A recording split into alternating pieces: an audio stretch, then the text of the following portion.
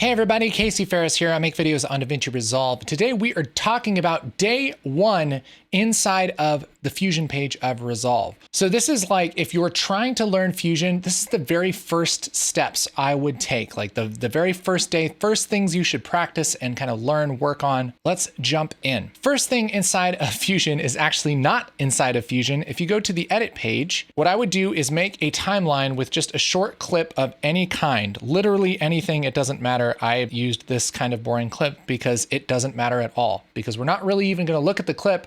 We're just going to learn a little bit about how Fusion works. With your playhead over the clip, go down here and just click on the Fusion page. And now that will load it up into Fusion. Once you're in Fusion, there's just no way around this. You have to learn how nodes work. I have quite a few different videos on kind of just diving in with how nodes work, but a great way is just to start trying stuff out. Here's some of the basics. We have our media in and our media out nodes. These are the two nodes that show up anytime that you open up a clip from the timeline inside of Fusion. And basically what we're doing here is making a flow chart. It starts with media in. What that means is that it just opens up this media and then it ends with media out. And all that means is that whatever we do in Fusion, it's going to put back on the timeline. So it's kind of the start and the end. In between the start and the end is where we do all the fancy things. The fancy things are nodes. Each node has one job for the most part. And this toolbar right here, this is a bunch of different nodes that we can add to our node graph here. If I grab this little teardrop and drag this in, that will make a blur node. And for this to do anything, it needs to be hooked in between the media in and the media out. You can disconnect stuff by hovering over a connection to where it turns blue and clicking it once. Then you can take the output, which is this little gray square, and drop it onto another node. So this blur, so that's connected. And then the output of the blur, let's connect that to media out 1. Now, we don't see a whole lot happening, but with whatever node we have selected, we can change its properties up here in the inspector. And so I'm going to push up this blur size and look what happens. This blurs the footage. This is really a huge part of how nodes work. There are a bunch of different kinds of nodes, but this is the thing I would do first, is start dragging these things down and hooking them up in various different ways, because you're going to learn a whole lot by just doing that. And there are a couple different kinds of nodes. This blur is an effect node. What you really do is connect an image to that and it blurs the image. There's also things called generator nodes, which 3 of them happen to live here. This is the background, a fast noise, and a text plus. Text just makes text. A background just makes a background. And fast noise makes a kind of cloudy pattern that looks like this.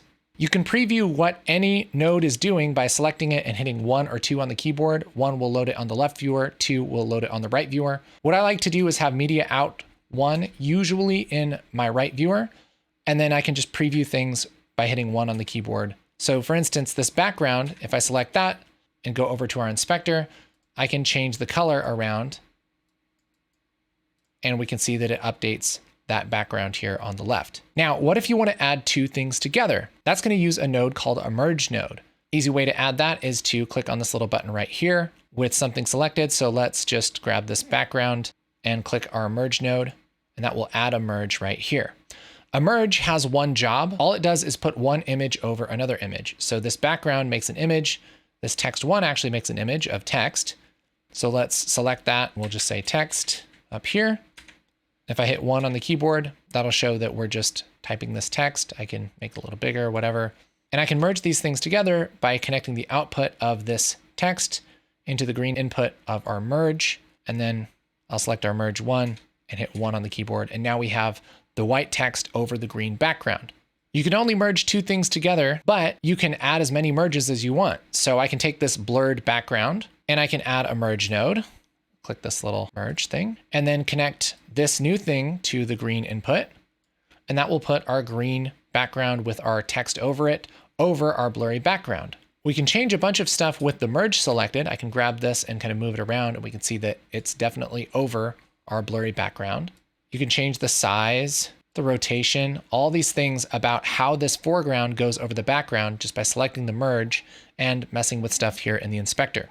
So that's really what I would do, is start messing around with even just the nodes right here and figuring out what they all mean. Try one more thing. Select this merge and click on one of these masks right here, like this ellipse mask, and see what happens. It's limiting what that merge does to just that circle mask. So that's what I would do if I were you starting very first day one in DaVinci Resolve in the Fusion page. And guess what?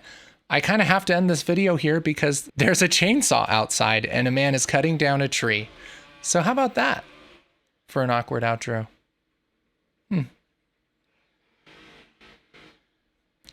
Yeah, you hear that? Sounds like interruptions.